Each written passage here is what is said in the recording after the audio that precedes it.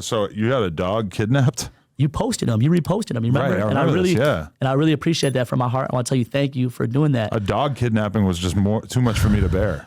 Well, basically, we had an event going at my old studio, and my dog randomly walked outside because I left and went and followed me like the little French he is. I'm actually want to bring him in a second and introduce him to everyone if you don't mind. He's on all my bags. He's been on over 1 million bags. He's probably the most famous French bulldog in the world, to tell you the truth. He's got the most clout. Wow. Maybe not on IG, but in the streets. They love him. He's the box dog. Basically, some fools picked him up, bro. Some fools picked him up outside, snatched him. We started posting that everywhere. All posters, flyers, Instagram. I got an LED truck driving around. I got all these leads. Everybody telling these leads. A week goes by. 2 weeks go by.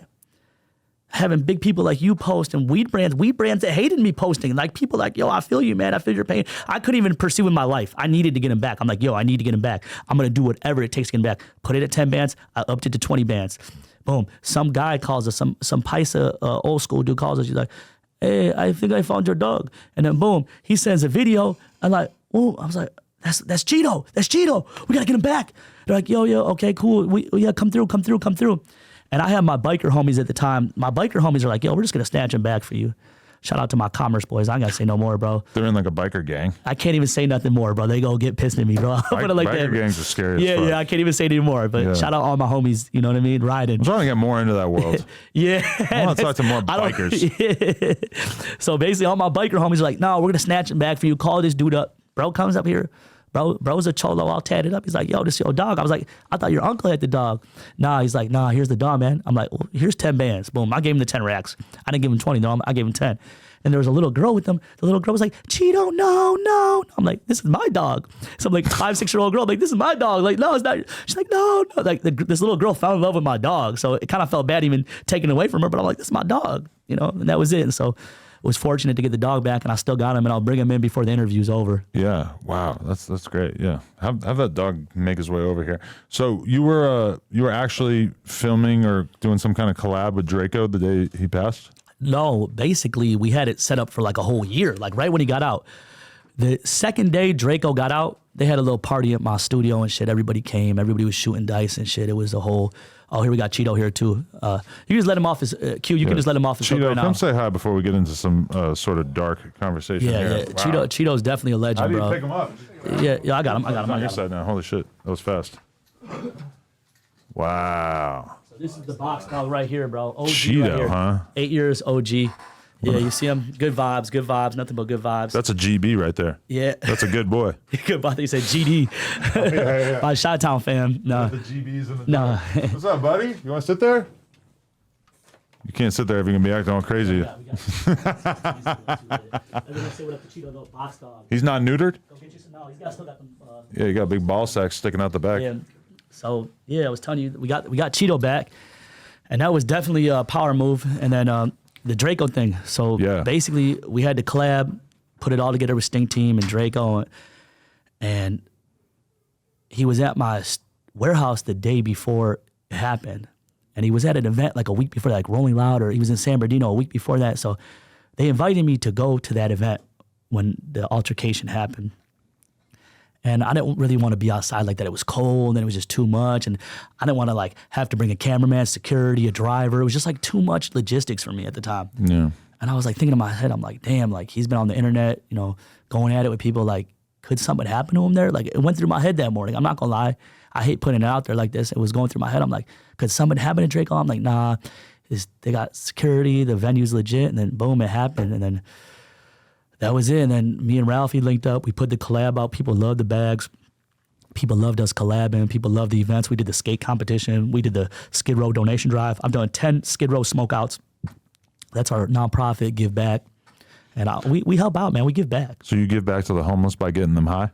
Giving them roaches, shakes, smalls, whatever bud we got left over. Getting them off opiates. It's just getting them off opiates, bro. Joints, pre-rolls, whatever we have, whatever motherfuckers have, just Here's give it away. Here's a blunt roach. Stop doing Zans. No, just whatever, bro. Whatever. Getting them off fentanyl, getting them off opiates, helping them out. They need support. They need people around. They need good energy. Right. Sometimes there might be homeless people in Skid Row that just lost their marbles. You know what I mean? There might not be a drug addict, and they might not be a criminal. They just lost their marbles. Right. It just happens. You know. But that is a kind of an interesting question because, like, would you encourage the average person who's never smoked weed to start smoking weed? Do you think that the benefit is net positive? You know, I would encourage them to try it. You know, definitely sample with everything. Try everything that you want to do in your life. You know? Yeah, I was interviewing this rapper, 4Extra. Not a rapper, actually, he's just a gangster, but 4Extra. I think he raps too, bro. No, he actually just dropped one verse on something. So, yeah, I guess he is kind of a rapper, but I'd say he's still primarily a gangster. But he told me that he's never tried drinking or smoking. And I was so shocked just because think about how popular it seems. Like, think about how everyone you fucking know is drinking and smoking. I was just like, that's incredible to me that you never were even tempted to try it. But, you know, they're out there. Some people are just militant, or they want to have control over their mind, or they've had a family member that's got a little cuckoo off some substances, so they don't want to go down that route. Yeah. And they want to be fully in control of their mind and what's going on. Yeah. I mean, considering how many people I know have serious drug problems, I was like, alcohol is a huge problem in Chicago, man. I'm in Chicago every week, and they're just all these guys in suits, all these dudes just fucking drinking, just fucking getting shit-faced. And alcoholism's an issue. Like, that the fucking shit's a real issue. What are you doing in Chicago every week? We got pop-ups going on every week in Chicago, and we got pop-ups in Detroit going on too. We're to be in Albany, like probably in about 2 weeks. They love us in Albany. They love us back in Mass too, back in your hometown. Really? Yeah. Okay. Lowell. They love us in Lowell. Lowell, where I went to college. Yeah, they love us in Lowell, UMass bro. Lowell. Shout out Fox Hall. Yeah, they love us out there, bro. Dormitory where I was suspended from for fighting my roommate because It happens, bro. he screamed the N-word at the computer while he was playing Call of Duty. Damn, y'all tripped. That caused us to get into a brawl. Shit. It was an interesting chapter in my life. I was into I deleted the YouTube about that, the video about that story. I think I deleted it at one point. It's out there though. Yeah, I was actually into BMXing and skating too. You know, back in the days. You know, Nice. loved all that shit up.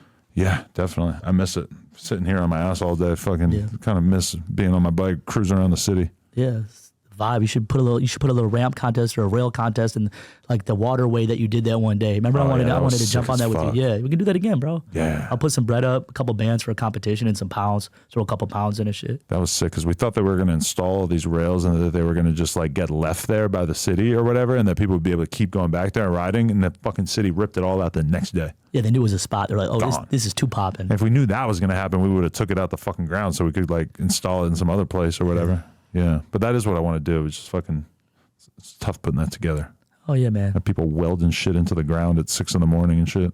One day we can do that, bro. We can put a dope ass BMX park together, bro. Well, I respect your dedication to the grind and really like being on the turf with the people, because that's definitely a specific skill to really be outside and just constantly. Every day, bro. Like, every day. Building a brand off of that is like kind of particularly impressive to me, because that's through YouTube.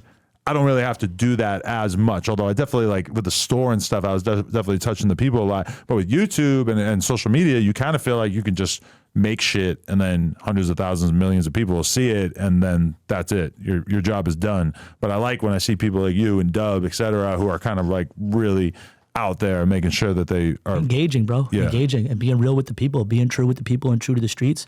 There's a million weed brands out now. It's just like rappers. There's a million aspiring weed brands just re-rocking some lemon cherries or doing whatever the fuck they're doing, and they're all doing the same shit. They're not doing anything different. And obviously you can see my shit's different, bro. Like I push for doing exactly what they're not doing. So whatever these guys are doing, I want to do exactly what they're not doing. You hear me? I want to do your dog on the back. I just realized that's the same dog I just met. And you got the scratch on the back. Why don't you scratch off the back? See where it says scratch here on the back, the right side, bottom right? Yeah. Why don't you scratch it off live on camera? See what you want. See if you want $1 million. I'm just kidding. What's it say, bro? Free pre-roll. Ooh. We got more than a few of those right here. I got you laced up. Amazing, dude. These are all gifts for you too, bro. I appreciate it, man. This is our beautiful. 7-day tray. This is proprietary. No one's got that besides us. 4 grams for 7 days, 7 different strains. You get to try all our flavors. This is our Young Money collab, Lil Wayne collab bag we did with Weezy. Okay. How do 2 you do flavors. That? Like, how do you get fucking Lil Wayne to sign on the dotted line? Shout out to my bro Manchester, Juggalot Security, bro. He plugged this all up. He knows the whole Young Money camp. I'm like, let's go, bro. I fuck with Lil Wayne. Wayne loves the bags and shit. We laced him up. We had this out like last year. I just want to show everybody this is fire, man. Right. Shout out to Young Money. How do you evade the copyright police? Because I'm looking at like Nilla wafers, nerds, holy shit, red vines. How do you get away with this shit? Because we're in the streets, bro. If we were in the legal market, we'd probably have to change the names or the logos, but it's like, whatever. It's what our customers want. Somebody was telling me about Skittles or some shit getting sued. Yeah, they're all getting sued. All these motherfuckers are getting sued. Really? Every one of them. Like, it's all happening now. Yeah. Wow, but you're not stressed. Yeah. I got $0 in my bank account. Good luck suing me. I mean, I'm sure. I don't even got a bank account, bro. No cap, bro. I'm sure you're going to. I'm a real trapper for life, baby. They'll shut you down right away, right? Yeah, bro. I got shut down at Chevy. I got shut down in the Chase. I got shut down in the Itty Safe. I got Citibank, all that shit, bro. I've been shut down in all the banks, bro. So how do you do it as a lifelong trapper? Bro, it's eventually getting legitimate. That's the goal here. Don't say I'm like black market forever, black market list forever. Like, I motherfucker want to get legitimate and buy houses and buy legit shit, but you haven't been able to buy houses?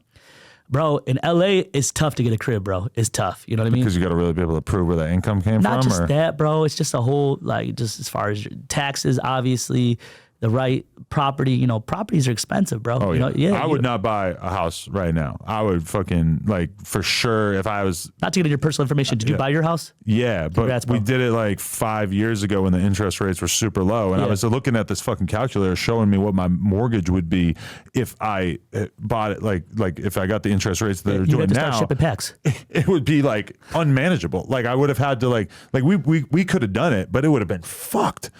So much. Yeah. You would have had to hit Figueroa. Yo, I don't know what the fuck. With you, no, but I would just rent. Because renting is underrated.